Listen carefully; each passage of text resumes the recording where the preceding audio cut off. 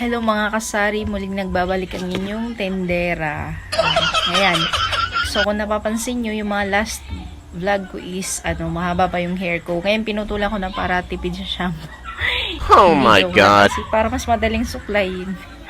So, yung is wala pa tayong pampa-straight. Kaya, eto na muna, tiyagan na muna natin. Kasi, nitong mga nagdaang buwan, kaya halos wala akong update kasi maraming nangyari.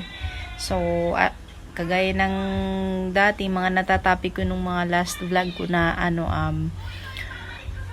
dahil sa mga sa mga utang sa tindahan. Kaya, yun. Naglaylo muna ako sa pag-vlog kasi masyadong stress ako. So, ngayon gusto ko lang i-update yung YouTube channel ko kasi medyo namamatay na siya. So, wala na tayong panibagong subscribers dahil nga